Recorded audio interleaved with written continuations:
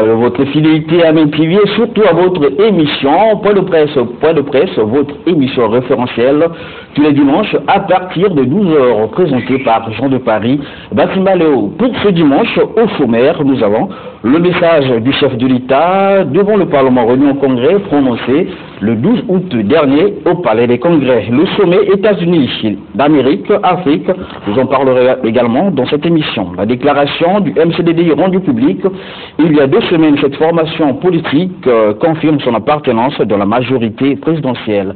Et enfin, dans cette émission, nous parlerons de l'état actuel de Madoukou, cette rivière, ce collecteur naturel aménagé, mais aujourd'hui transformé en dépotoir public. Voilà donc présenter les différents sujets que nous allons développer tout au long de cette émission. Christian Zedong Lenyongo assure la réalisation au niveau de la télé, Alain Stéphane Maba, au niveau de la radio, Staline Angima, Rishi Funane et Rodrigue Tchayunga assistent Christian Zedong Lenyongo. Cette émission passe, comme je l'ai dit, simultanément à la télé et à la radio. 775.25 MHz, c'est la fréquence de la télé, et 101.9, c'est la fréquence de la radio. Sur ce plateau, je suis pas sûr, comme d'habitude, vous le savez, j'ai des confrères avec eux. Nous allons développer les différents thèmes arrêtés pour ce dimanche. À mon extrême gauche, j'ai Alphonse Ndongo, il est journaliste à Jeune Afrique Économie, il est aussi rédacteur en chef du journal Terre Africa. Alphonse Ndongo, bonjour. Bonjour Léo. Voilà, la semaine s'achève aujourd'hui. Qu'est-ce qui vous a marqué durant cette semaine? Oui, c'était une bonne semaine, surtout qu'on a fêté à Chibiti les 54 ans de notre indépendance. C'était une bonne fête, mais c'est vrai que je n'ai pas tant apprécié lorsque j'ai regardé à la télévision nationale le banquet que le couple présidentiel a voulu offrir à ses convives. Il y avait un artiste dont j'apprécie tant les prestations, Koffi Olomide, mais une petite fausse note, Koffi Olomide au cours de son banquet, au cours de sa prestation, a dit à haute intelligible voix, le président Denis Sassou Nguesso, c'est le plus beau des présidents. Je pense que on n'a pas besoin de ce genre de déclaration, c'est même peu diplomatique, c'est un geste, surtout qu'il y avait aussi des invités de marque et même, je crois, d'autres présidents qui étaient à l'assistance. Donc je pense que ce n'est pas de bonne note, à mon avis. C'est quelque chose que notre protocole aurait dû rattraper parce que on n'a pas besoin que le président Denis Sassou Nguesso soit ainsi glorifié par ce genre de message, parce que ça s'appelle, comme on dit à Kinshasa, c'est un peu de la flagornerie. C'est comme ça que vivent un peu certains de nos artistes, aussi bien à Kinshasa, en Côte d'Ivoire que partout, mais que cela vienne de Koffi Olomide, qui est quand même un artiste non seulement talentueux, mais quelqu'un qui a fait des études universitaires, cela me surprend. Autre point noir, c'est que j'ai vu Catherine Samba, qui n'a pas accepté répondre à l'invitation de François Hollande à Paris pour assister au 70e anniversaire du débarquement en Provence. C'est une bonne chose parce qu'elle n'a pas voulu se soumettre absolument, être tout le temps sous le joug français, mais elle a accepté venir à Brazzaville, ce qui est une bonne chose parce qu'elle est venue assister, n'est-ce pas, à notre 54e anniversaire de l'indépendance. Mais alors, j'ai constaté qu'elle a quand même accepté trémousser sur la piste de danse avec le président Denis Sassou Nguesso. Pour moi, le président Denis Sassou Nguesso peut danser, mais pas elle, parce que la République centrafricaine est quand même dans une situation chaotique et ses compatriotes, certains avec lesquels j'ai des contacts, n'ont pas du tout apprécié que la présidente de leur République accepte de se trémousser comme ça sur la piste de danse. Merci Alphonse Ndongo. À ma gauche, Mulek Samboundi, directeur de publication du journal La Voix du Peuple. Bonjour. Bonjour. Voilà, la semaine à 7 jours, nous sommes le 7e jour de la semaine. Votre journal a été suspendu, la suspension a pris fin. À quand déjà la nouvelle parution? Bon, mais je pense que nous observons encore parce qu'on ne va pas paraître dès la fin de la suspension, pour la simple raison que La Voix du Peuple, c'est une entreprise. 9 mois, c'est très lourd. Donc, relancer le journal demande beaucoup de préalables. Et puis, entre-temps, nous apprenons ça et là qu'il y a aussi d'autres décisions qui sont prises concernant ce journal, parce qu'il y a des gens mal intentionnés qui veulent l'ensevelir et le faire disparaître pour toujours. Parce qu'ils regrettent au moment où ils ont suspendu le journal La Voix du Peuple, Saint-Piment et Leclerc, qu'ils ne se soient pas déjà engagés dans une démarche d'interdiction définitive de certains journaux, comme nous avons vu avec Talassa, La Griffe et autres. Donc je pense que la suspension est une bonne chose, mais il y a toujours comme une espèce d'épée de Damoclès suspendue sur nos têtes. Nous ne savons pas si lorsque nous allons paraître, nous allons mettre combien de temps sur le marché avec l'activité politique actuelle qui bouillonne, avec tous les problèmes. Il est très difficile, donc je pense que nous allons consulter les sages, comme ces derniers temps nous avons eu le temps à consulter les sages. Nous allons aussi consulter les sages du nord et du sud pour voir, sauf que nous n'avons pas d'argent pour leur donner à distribuer à ces sages-là pour qu'ils se rassemblent pour délivrer certains messages. Donc nous allons consulter pour cela des vrais sages qui vont nous dire s'il y a lieu de publier le journal ou pas. Merci. Voilà. À ma droite, Gilles Ondongo, il est analyste politique. Bonjour Gilles Ondongo. Bonjour. Voilà, la semaine vient de s'achever. Qu'est-ce que vous avez marqué durant cette semaine? Mais la semaine était marquée, en tout cas je retiens, c'est le discours du chef de l'État devant le Parlement réuni en Congrès. Et je suis content parce que c'est une disposition constitutionnelle qui est respectée. Et je crois que tout le long de l'émission, nous allons évoquer. Mais je reviens un peu, Alphonse l'a évoqué tout à l'heure, je me suis senti un peu touché dans mon amour de patriote. Parce que je me dis, le banquet, c'est une fête nationale, une fête d'indépendance. Au moment où le ministre Koliné Makosso s'active à porter le message du civisme à nos jeunes, que paradoxalement, que l'on puisse inviter un éminent musicien d'en face. Je ne suis pas contre Kofi Olomide, mais je me dis, dans un cadre familial, dans un cadre privé, ça pourrait passer, mais c'est quand même une fête nationale. Et je crois que nous avons un problème avec notre culture, parce que la musique est porteur de culture, la musique véhicule l'identité nationale, et que au cours d'un banquet, d'une fête nationale de telle importance, qu'on puisse inviter un musicien d'en face, je crois qu'il y a véritablement là problème.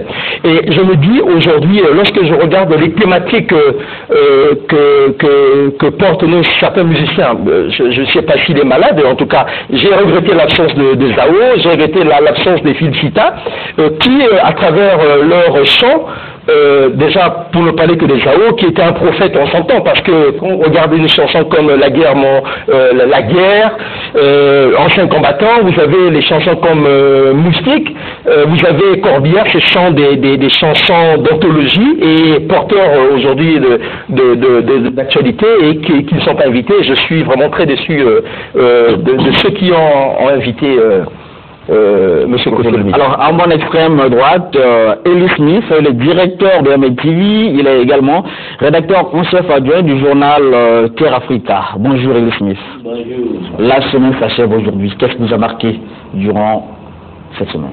Oui, ce qui m'a marqué durant cette semaine, que on est réunis et que le cas de Barros n'a pas encore été résolu.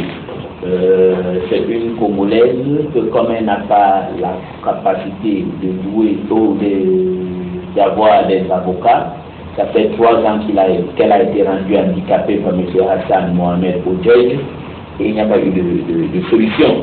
Mais je tiens aussi à féliciter le général Obara, parce que c'est quand même grave que c'est un général comme Obara qui a arrêté M. Odjedj qui a travaillé pendant 60 jours, mais il ne peut pas le garder indéfiniment. Il n'est pas Oudjani ou un autre, ou le général Mounine. On était donc obligé de lui rendre en liberté, mais donc Odjedj a gagné en disant que la justice congolaise est dans sa poche. Donc je pense que tout Congolais, tout Africain patriote doit aider Madame Barros, parce qu'aujourd'hui c'est une dame qui est handicapée. Elle avait une boutique, maintenant elle vend seulement les tomates et les patates en rue, dans la rue. Son enfant n'a pas pu fréquenter. Et voilà, aujourd'hui ça montre quand même quelque part que notre justice, quand on veut souvent croire que c'est une justice indépendante, elle n'est pas seulement indépendante, elle a la solde de tout le monde qui a une cause profonde. Ok, merci Elis Nif. Fortuna Ngolali, journaliste Top TV, bonjour. Bonjour Léo. Voilà, nous sommes dimanche, c'est la fin de la semaine. Qu'est-ce qui vous a marqué durant cette semaine? Il y a, je veux dire, une personnalité ou encore un dieu que j'ai rencontré à Sibiti il y a de cela, je pourrais dire 24 heures. Je l'ai rencontré dans la rue, un dieu, je pourrais dire une personne de 3e âge. Il m'a marqué, pourquoi? Parce que aujourd'hui, loin d'être politique, mais c'est un constat de journaliste, aujourd'hui, il est dit par rapport au débat sur la Constitution qu'il y a certaines populations qui seraient instrumentalisées par le pouvoir. Les sages dont on parle, dont Lex a parlé tout à l'heure, seraient achetés par le pouvoir. J'ai rencontré un vieux, à mon avis, il a parlé avec son cœur. Je ne pense pas tel que je l'ai vu. Il est acheté, il serait acheté. Le vieux était d'abord ému, il est né à Sibiti, il grandit, il a fait des enfants, il dit qu'il a des enfants qui sont ici à Brazzaville, des enseignants qui travaillent ici.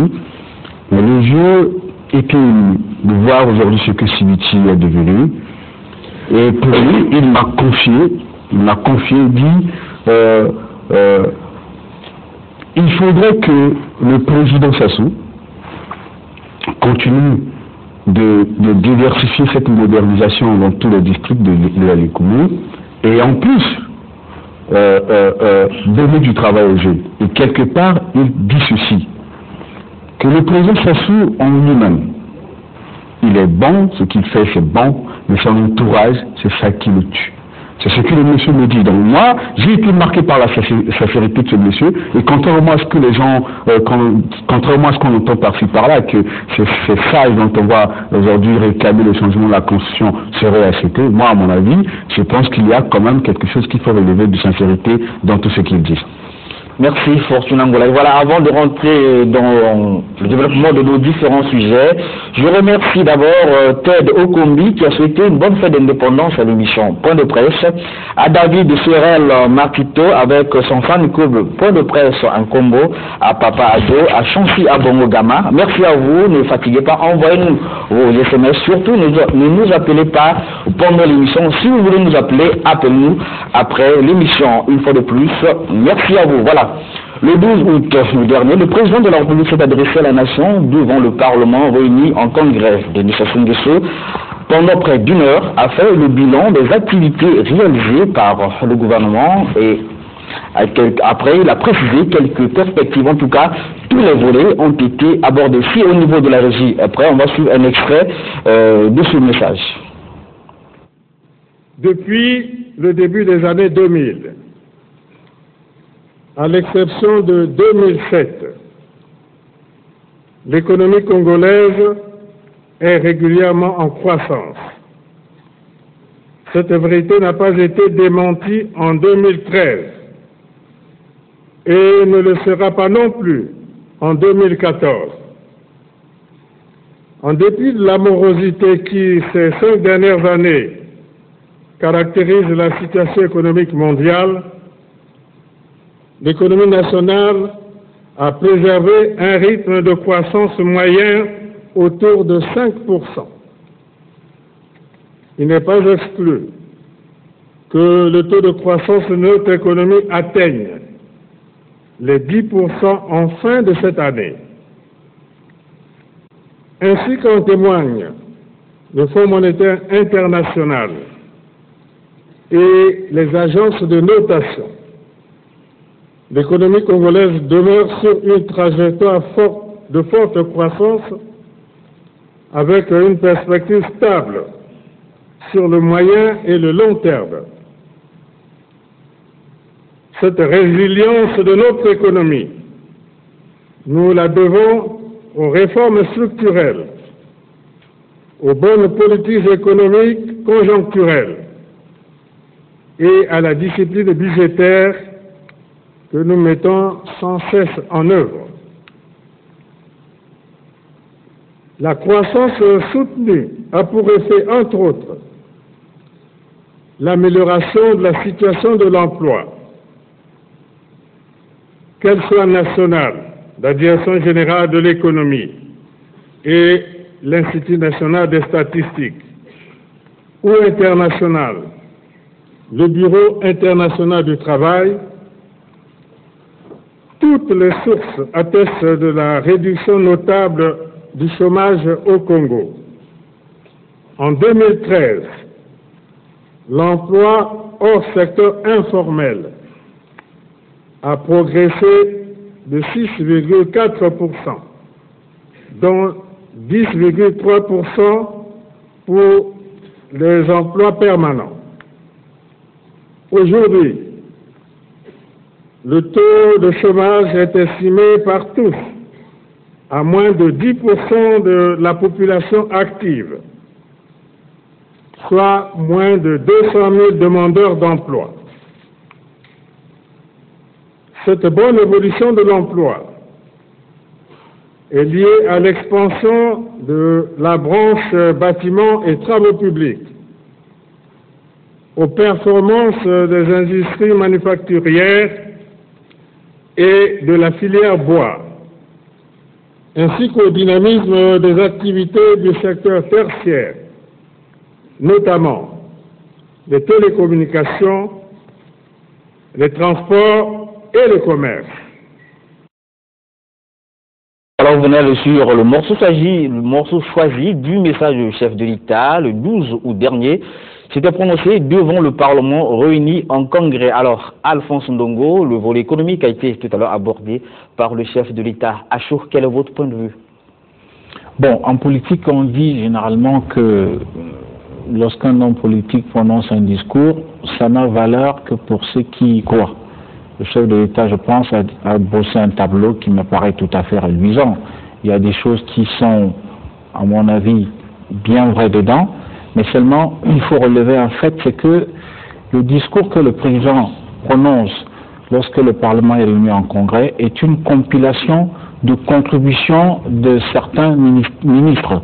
Donc, et on le sait très bien, certains ministres, évidemment, ne voudraient pas perdre la face, ils ne peuvent que présenter un tableau tout à fait reluisant au chef de l'État. Il achemine au cabinet du chef de l'État, et c'est le cabinet du chef de l'État ou alors le secrétariat général qui essaye de mieux arranger le discours du chef de l'État en tenant compte des informations que lui font parvenir certains ministres.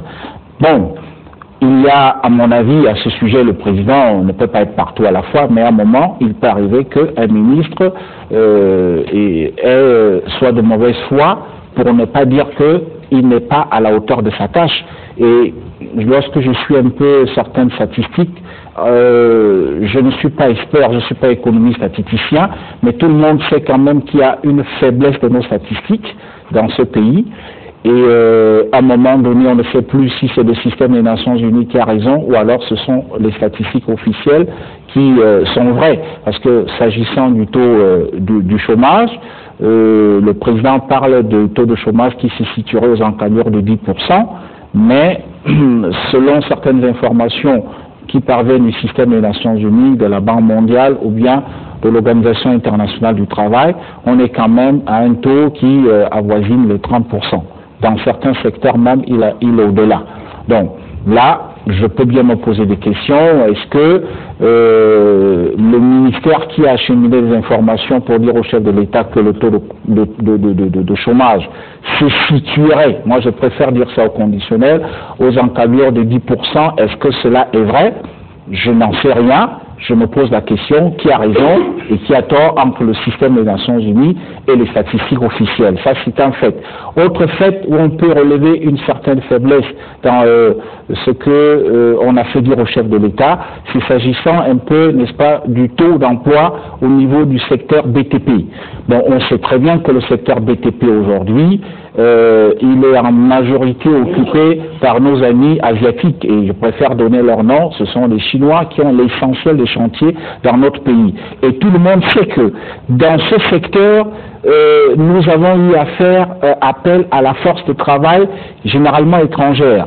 il faut qu'on dise, appelons le chat par son nom, la plupart c'était les ressortissants de la République démocratique du Congo, mais fort de l'opération Mbata Bakolo, on sait très bien que ces gens sont partis. Et donc, est-ce que lorsqu'on a essayé de prendre en compte ces statistiques parlant du secteur du BTP, est-ce qu'on a tenu compte si ces gens sont effectivement des Congolais pour dire que on est quand même à un taux d'emploi qui se situerait dans le secteur du bâtiment à plus de 6%. C'est, à mon avis, les faiblesses que je peux constater. Tout simplement parce qu'il faut le dire, certains ministres ne font pas correctement leur travail. Chaque ministre cherche à montrer au chef de l'État que dans mon secteur, je travaille convenablement, et alors lorsqu'il fait parvenir sa contribution du discours à la nation que le chef d'État doit prononcer lorsque le Parlement est réuni en congrès, eh bien évidemment, il peut arriver que là, nous ayons des informations biaisées. Et je suis en droit de me poser la question, si au niveau des statistiques, les chiffres sont vrais, d'autant plus que nous avons, on le sait très bien, la faiblesse au niveau de nos statistiques. Alors, Milex Mbondi, le chef de l'État, dans ce message, a confirmé que l'économie congolaise est en bonne santé. Bon, l'économie congolaise est en bonne santé. La première des choses, il faut comprendre, je ne sais pas s'il y a comment dire cette observation, c'est que depuis que le chef de l'État fait ce discours, le pays va toujours bien. C'est normal, c'est lui qui dirige le pays, il ne peut que tirer la position de son côté, il y a peut-être des gens qui diront autre chose. Mais du point de vue de l'économie qui va bien, il faut aussi voir les sommes engrangées par le Congo depuis un certain temps. À ce jour, on pense, selon certaines sources, que le Congo a déjà engrangé plus de 30 000 milliards. Et à chaque année, il y a des excédents budgétaires. Le chef de l'État en parle lui-même dans son discours. Est-ce que par rapport à l'argent engrangé par le Congo et les travaux réalisés, les choses se tiennent ou se suivent? Parce que si aujourd'hui nous sortons 1 million pour construire une maison et qu'à la limite les gens utilisent 200 000, on ne peut pas dire que l'économie va bien. Où partent les autres 800 000 qui prennent je ne sais quel truc? Ça c'est un problème. Donc dire que l'économie du Congo se porte bien, ça sous-entend qu'on a assaini aussi le secteur qu'il a décrié autrefois, celui de la corruption, celui des détournements des deniers publics, celui de la surfacturation. Nous savons bien ici quand on décide de faire des travaux publics pour une route qui peut coûter 100 000 francs, on fait des factures, on dit que c'est 500 000. Et quand l'argent est décaissé, 400 000 est empoché, on ne peut pas dire que l'économie congolaise va bien parce que l'économie congolaise souffre de beaucoup de maux, dont la corruption, les détournements de fonds. Et l'argent engrangé jusqu'à ce jour n'est pas réellement utilisé pour mettre en marche cette économie-là. L'économie congolaise va bien. L'économie congolaise ne se base que sur la ressource principale qui est le pétrole. Il faut qu'on diversifie l'économie pour pouvoir prétendre dire un jour que l'économie congolaise va bien. Le secteur agroalimentaire, qu'est-ce que nous avons constaté? Aujourd'hui, depuis que les Quinois ont été chassés de les frontières, subissent une certaine pression, le prix de l'œuf a augmenté, alors qu'il y a des villages agricoles qui ont été, créés, construits, mais qu'est-ce qui se passe avec le prix de l'œuf? Mais tout a galopé. Donc c'est pour ainsi dire, l'économie congolaise va bien, oui, mais c'est à discuter. Et le chef de l'État ne doit pas toujours dans ses discours dire que les choses vont bien, les choses ne comptent, les choses ne vont pas bien aussi. Il faut avoir le courage politique de dire que dans tel secteur, les choses ne marchent pas. Voilà, toujours dans son message, le chef de l'État a signifié que les finances publiques sont maintenues saines. Alors, Gilles Ndongo, que pensez-vous? Oui, le président l'a dit, hein, vous savez que c'est un discours bilan sur les 12 derniers mois. Jusqu'à preuve le contraire, les finances se portent bien, d'autant plus que nous engrangeons des ressources pétrolières importantes. Dernièrement, il y a cela quelques jours de cela, j'ai vu sur la télévision le directeur général des impôts qui était satisfait, notamment parce que sur 7 mois d'exercice budgétaire, par rapport aux prévisions qui leur a été données par le gouvernement, ils sont déjà à près de 400 et quelques milliards de francs CFA, alors que l'objectif fixé est de 610 milliards, soit une augmentation de près de 10 milliards de francs CFA, ce qui est une bonne chose. Mais quand je regarde le discours du président dans l'ensemble, je relève d'abord un premier fait. Le président, il s'est montré, il a fait montre d'humilité en reconnaissant quelques faiblesses de son action. Vous savez, le secteur, par exemple, de l'énergie et de l'électricité, c'est l'un des maillons faibles du régime actuel. Parce que nous savons bel et bien que les investissements qui ont été faits, notamment sur le barrage hydraulique d'Imoulou, j'ai eu à discuter il y a quelques jours de cela avec un technicien de l'SNE qui s'est dit que c'est un échec Imoulou, il faut se le dire, parce que l'usine d'Imoulou ne fonctionne pas à pleine capacité, alors que c'est une usine qui a été inaugurée il y a moins de 10 ans de cela. Là, c'est un échec aujourd'hui. Malheureusement, aujourd'hui, nous avons un autre problème au niveau de l'eau. Vous savez que le président a reconnu que les populations congolaises, la majorité d'entre elles, n'ont pas accès à l'eau potable. Mais moi, je me dis, au-delà des problèmes structurels que le président a évoqués, moi, je dis qu'il y a un problème de management au sein de nos entreprises. Parce qu'il n'y a de ressources que peu. J'ai constaté aujourd'hui, au Congo aujourd'hui, la SNE, c'est une société qui peut bien se porter. Mais selon les cadres maisons, les gens sont étonnés de constater que, au niveau du directeur de cette société, les dirigeants se sont envoyés des gros salaires, plus de 5 millions, 6 millions pour certains. Je dis, il y a véritablement un problème. Le gouvernement, d'une part, est en train de vouloir faire sortir ce secteur de l'ordre, mais paradoxalement, la direction de cette structure, ils s'octroient des salaires colossaux. Je me dis, il y a un véritable problème au niveau de ces gestions.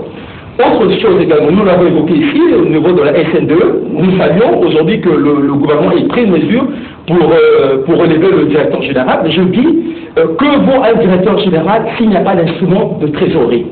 Moi, je suis comptable, je dis, en jauge de la gestion d'un directeur général, c'est par les instruments de trésorerie. Il faut qu'il ait un bilan, il faut qu'il ait un compte de gestion, parce que très souvent, on relève des gens à des postes, les gens ne sont pas évolués en fonction de leur performance. Or, une société pour être performante, il faut qu'il ait des instruments, un tableau de bord, pour que l'on sache quel est l'apport de cette société dans l'économie nationale, quel est le bilan, quel est l'actif, quel est le passif. Malheureusement, c'est un flou, la plupart des entreprises fonctionnent dans le flou artistique et les conséquences sont là.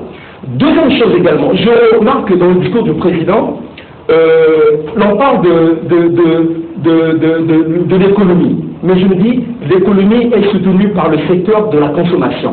Or, les investissements faits au niveau des villages agricoles, j'y étais encore hier sur la route du Nord, je me suis arrêté expressément dans le village de Gros, je me dis que c'est un échec. C'est un échec et que le président va prendre toutes les mesures parce que nous avons un problème au niveau de l'économie, le choix des investissements. Comment voulez-vous qu'aujourd'hui, ceux qui ont conçu ce projet, notamment des villages agricoles de Gros et autres, qui n'ont pas pu tenir compte en amont de la fourniture en produits de point de nécessité, notamment pour la nutrition des aliments, l'aliment de bétail. Je dis, il y a un problème aujourd'hui. Quand vous allez à Anko aujourd'hui, j'y étais hier, je dis, j'étais choqué, je me dis, tant d'investissements pour rien, pour quel résultat? Et j'ai même vu les familles fermiers en train de vendre quelques tubercules, quelques bottins de légumes ou de tomates. Je dis, c'est une honte nationale. Il faut que le gouvernement prenne des mesures, le président de la République prenne des mesures pour recadrer ce secteur qui est l'un des meilleurs faibles. Autre satisfaction aujourd'hui, je dis, l'un des points forts de ces discours, on peut avouer, reconnaître qu'au niveau de l'intérieur du pays, des efforts sont faits à l'intérieur du pays. Mais quand à regarder au niveau de Brazzaville, je dis, lorsque le président parle de l'assainissement au niveau de Brazzaville, je me dis, bon, l'assainissement dans quel secteur? Bon, là, ça laisse à désirer. Et là où je me suis senti un peu bousculé, lorsque le président parle de son discours sur le volet éducation, sur la construction de 6 lycées d'enseignement général. Je dis, est-ce que nous avons une vision au Congo? Parce qu'on ne peut pas aller à l'émergence d'ici 2025 en focalisant toujours notre action sur l'enseignement général. Alors que, quand vous regardez les pays asiatiques, le Japon, la Thaïlande, ils ont mis un accent sur l'enseignement technique. Les Congolais ont besoin aujourd'hui que l'accent soit mis sur l'éducation et l'enseignement technique. Ce n'est pas sur l'enseignement général. Parce que il faut mettre l'accent sur l'enseignement technique et professionnel afin que le Congolais lambda, après ses études, soit à même de migrer vers le secteur productif, le secteur privé. Malheureusement, le choix économique aujourd'hui sur ce secteur pose problème parce que on est encore sur l'ancien système, sur l'enseignement général, et je dis, j'ai bien peur que, contrairement à ce que le président dit, que l'émergence n'est plus un rêve, que l'émergence est également un rêve, et que j'ai bien peur qu'on n'atteigne pas encore cet objectif. Alors merci. Elie Smith, l'économie congolaise en bonne santé a signifié le chef de l'État, mais c'est une économie basée sur le pétrole. Oui, c'est vrai, le président n'a pas menti. Globalement, les économies africaines sont en bonne santé. C'est l'une des rares zones dans le monde où il y a la croissance économique. Vous avez vu que, par exemple, dans l'Union européenne, en particulier dans la zone euro, c'est croissance zéro.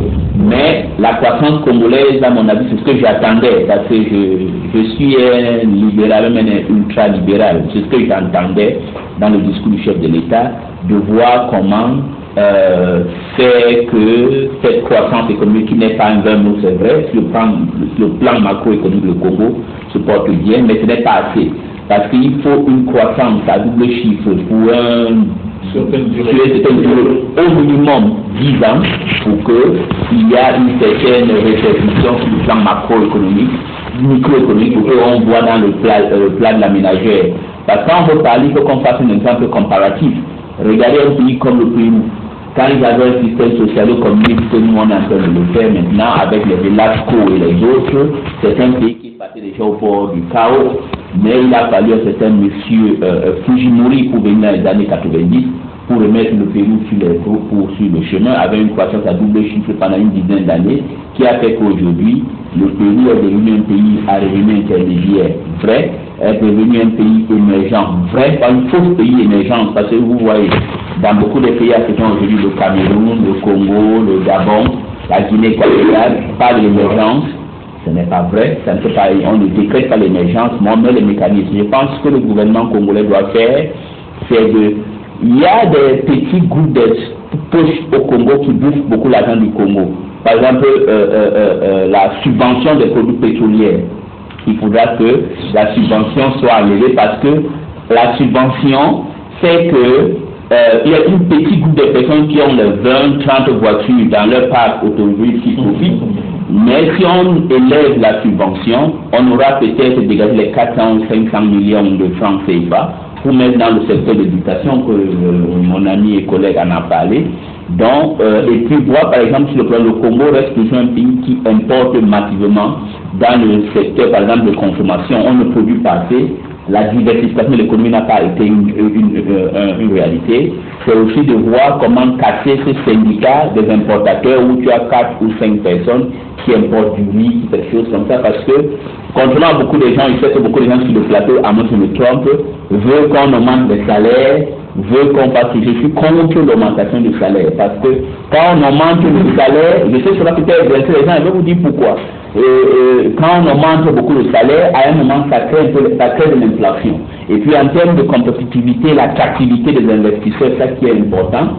Si un investisseur, par exemple, je donne un pays africain qui est l'Éthiopie. En espace de 5 ans, l'Éthiopie a créé 60 000 emplois dans le secteur manufacturé, en particulier les vêtements, la fabrication des chaussures. Pourquoi? Parce qu'en termes de compétitivité, ils ont la même œuvre qualifiée. Le SMIC éthiopien est compétitif. Donc moi, je suis sûr pourquoi j'ai trouvé que le président a bien parlé, mais j'ai aussi trouvé qu'il y a un certain chapelet des mesures sociales qui sont beaucoup, qui vont détruire un peu la petite croissance qu'on a. Parce que quand le président de la République dit par exemple qu'on doit donner quoi, j'ai vu 5 000 francs. Non, on a parlé sur l'allocation prénatale, prime à la naissance, tout ça, c'est bien beau. Moi, je voudrais que nous prenions un peu l'exemple, regardez un peu les pays comme la France, qui ont un système social qui détruit l'économie française. Moi, je pense qu'il faudra qu'on regarde tous ces chapelets. Mais pour moi, l'économie congolaise, sur le plan macroéconomique, se porte bien, mais il faudra seulement que le gouvernement fasse des moyens pour libéraliser le secteur de l'importation. Par exemple, que les gens qui importent, il ne faudra pas qu'il y ait seulement un groupe de personnes qui peuvent aller acheter le manioc ou l'oignon au Cameroun. Tout le monde doit lui faciliter le cas d'aller là-bas. Les gens qui importent la farine, on doit libéraliser le secteur et revoir nos rapports avec la République démocratique du Congo et notre rapport pour faire que si on paye un Congolais 50 000 ou 90 000 francs CFA, il est capable de se nourrir Donc moi je trouve que sur le plan économique, macroéconomique, c'est une bonne chose, mais je trouve que le président doit faire un virement à droite, avoir un système très libéral et ne pas avoir un système où c'est l'État qui doit être l'État-providence. L'État-providence ne marche pas assez. Et puis devant sur le problème du chômage, là où je n'ai pas apprécié, c'est le taux de chômage. Je pense que c'est un chef de l'État, mais on n'aura pas aussi peur de dire qu'il a eu faux. Parce que les statistiques de la Banque mondiale